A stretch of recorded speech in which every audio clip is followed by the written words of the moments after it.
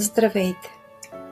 Днес ще си поговорим за нещо, което спира изключително много хора да започнат да творят. Притеснението от грешки. Колко пъти сте си казвали "не мога да рисувам" или "ще го объркам"? И точно за това изобщо не сте започвали. Но истината е много проста. В изкуството грешки няма. Замислете се, когато рисувате, моделирате или създавате нещо, вие не просто правите предмет. Вие изразявате себе си. Всяка линия, всеки цвят, всяка форма е отражение на вашия вътрешен свят, такъв, какъвто го усещате в момента. Няма как някой да ви каже "тази линия е грешна" или "този цвят не е правилен", защото това не е математическа задача. Това е емоция, това е преживяване. Изкуството не е копие на реалността, то е нейна интерпретация. Един и същ предмет може да изглежда по напълно различен начин в очите на различни хора. И всички тези гледни точки са истински. Представете си следното. Давате на 10 души една и съща тема, например да нарисуват дърво. Един ще нарисува реалистично дърво, друг само силует, трети цветни петна, а четвърти нещо напълно абстрактно. Кое е правилното? Отговорът е всички, защото всяко от тях носи вътрешния свят на своя създател. Когато създавате нещо, вие правите видими своите мисли и чувства. Това е процес, в който вътрешното излиза навън. И точно за това никой няма право да каже, че има грешка, защото това сте вие. Често хората си мислят, че трябва да са учили, за да могат да творят, че трябва да имат талант, че трябва да знаят как се прави правилно. Но нека ви попитам нещо. Трябва ли диплома, за да изразиш емоция? А трябва ли разрешение, за да имаш въображение? Истината е, че ако имате желание, интерес и вдъхновение, вие вече сте творец, наравно с всеки художник, скулптор или дизайнер. Съществуват правила, като симетрия, композиция, златно сечение. Те могат да помогнат. Те могат да направят една творба по-балансирана или по-хармонична според определени стандарти. Но неспазването им не е грешка. Понякога, точно когато сбъркате, създавате нещо най-интересно, нещо неочаквано и нещо истинско.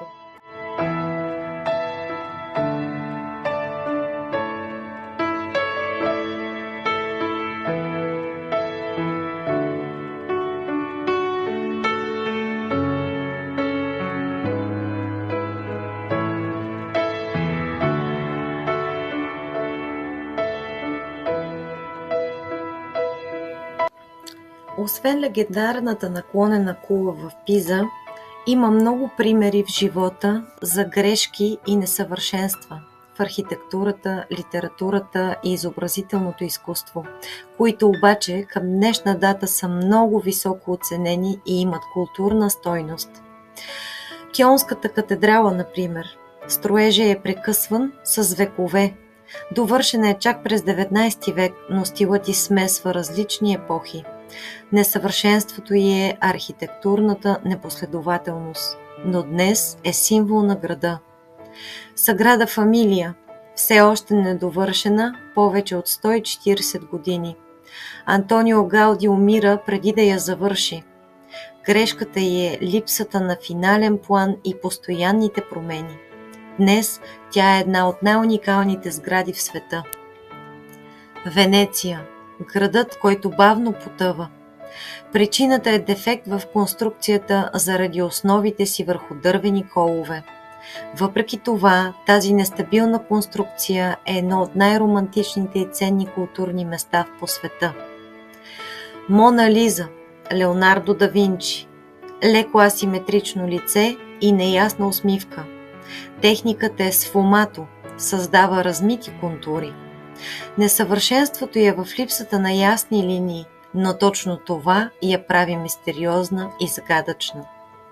Звездна нощ от Винсент Ван Гог, деформирани форми и нереалистични цветове. В негово време това е било грешка, но днес шедьовърът на експресионизма е оценен за над $100 милиона. Давид на Микеланджело. Ръцете и главата са непропорционално големи. Това е направено умишлено, за перспектива. Но това е несъвършенство, което усилва въздействието. Общото между всички тези примери е нещо много важно. Грешката често се превръща в идентичност.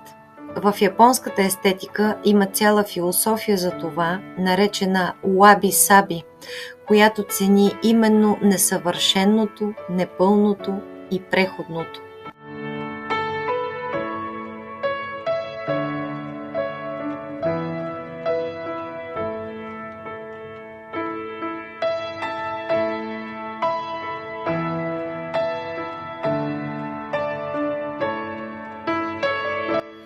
Много често именно тези несъвършенства правят една творба жива. Това важи и в писането. Често ни учат, че правилното в поезията означава да следваме форми като ямб, корей, дактил, рима, строфа, че стихът трябва да бъде стегнат, подреден, издържан. Но истината е, че това са инструменти, а не закони. Свободният стих не е липса на умение, то е избор. То е отказ да поставиш мисълта и чувството в рамка, която може да ги ограничи. Много съвременни поети създават силни, въздействащи и напълно уникални произведения, именно защото си позволяват да не следват установените модели. Ритъмът може да бъде вътрешен, римата скрита, а смисълът разчупен. Понякога най-истинските думи не звучат правилно, но се усещат правилно. Литературата не е математика. Тя не търси един верен отговор. Тя търси глас. И ако този глас не се побира в ямб или хорей, може би точно там започва истинското изкуство. А какво ще кажете за романът Одисей на Джеймс Джойс? Труден за четене и хаотичен стил. И това е грешка според традиционните стандарти. Но това не пречи днес да е едно от най-влиятелните произведения и най-известният модернистичен роман. Ще ви дам един прост пример. Представете си, че рисувате и ръката ви трепне. Линията не става права. Инстинктивно може да си кажете «сбърках». Но какво ще стане, ако вместо да я изтриете, я продължите? Ако я превърнете в нещо ново, в клон, в движение, в енергия? Това вече не е грешка. Това е началото на нещо различно. Точно така работи изкуството. То не наказва, то не поставя оценки, то дава свобода. Свобода да експериментирате, свобода да опитвате, свобода да откривате себе си. И може би най-важното – свобода да не бъдете перфектни. Защото перфектността често убива креативността, а несъвършенството я прави интересна. Запомнете това. Следващият път, когато се колебаете дали да започнете, просто започнете. Не мислете дали е правилно, не мислете дали ще изглежда добре. Попитайте се само, изразява ли това мен? Ако отговорът е да, значи сте на правилния път. Защото в изкуството няма грешки. Има само различни начини да бъдеш себе си. Благодаря ви, че гледахте. Пожелавам ви радостен и усмихнат ден.